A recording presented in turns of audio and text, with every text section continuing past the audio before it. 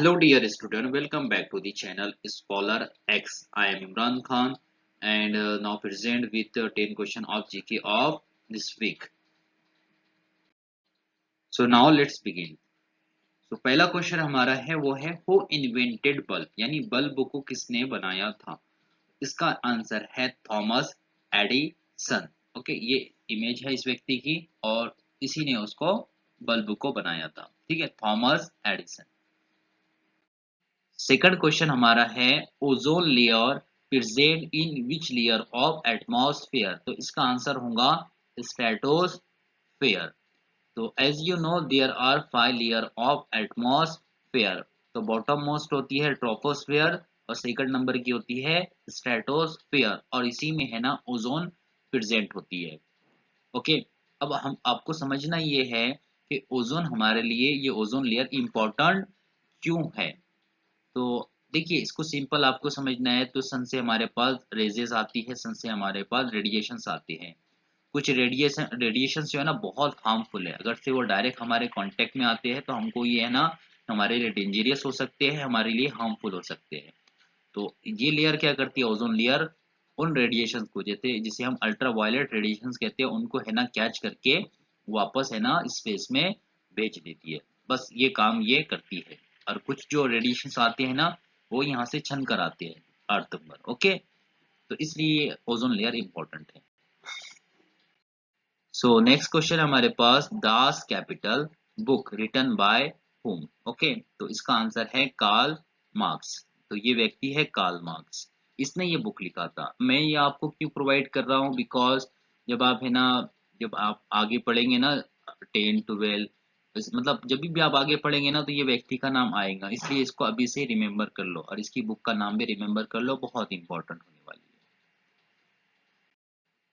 सो next question हमारे पास है where is the largest desert of the world. यानी डेजर्ट आपने देखा होगा, जैसे हमारे पास राजस्थान में है ना डेजर्ट थार का डेजर्ट, वैसे है ना वर्ल्ड में है ना सबसे बड़ा डेजर्ट कौन सा है। तो इसका आंसर देखिए, इसका आंसर है अंटार्कटिका।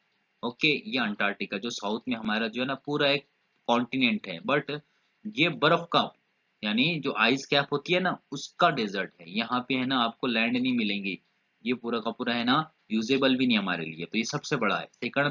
सेकंड पे आएगा ये आर्कटिक। ओके, आर्कटिक, ये आर्कटिक इधर भी जा रहा है, आर्कटिक इधर भी जा रहा है, तो सेकंड पे। और थर्ड पे सहारा आएगा। सहारा सहारा डेजर्ट थर्ड नंबर पे आता है। तो रैंक यहाँ पे आपको ऑलरेडी नीचे भी आपको मेंशन किया हुआ है। ओके, मैप में आपको हेल्प हो जाएगा इससे।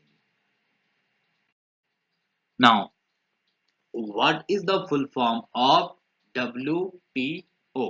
ओके, इसका आंसर होता है world trade organisation. World trade organisation, ये वर्ल्ड ट्रेड ऑर्गेनाइजेशन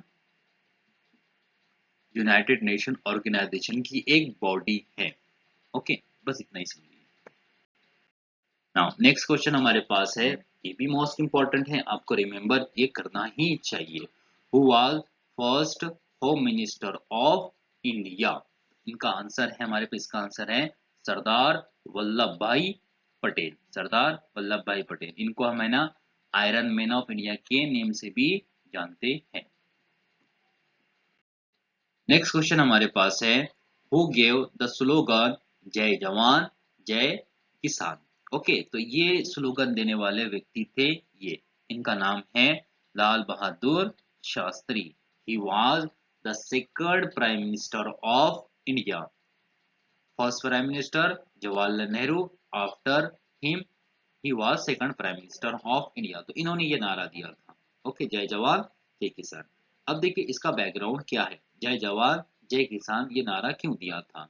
तो इसके पीछे थोड़ा सा बैकग्राउंड ये है इसका कि जब ये प्राइम मिनिस्टर बने तो पहले तो है ना चाइना के साथ इंडिया को वार करना पड़ा, आफ्टर चाइना के बाद इंडिया को पाकिस्तान के साथ वार करना पड़ा। तो इंडिया का ये टाइम पीरियड था वार में गया है।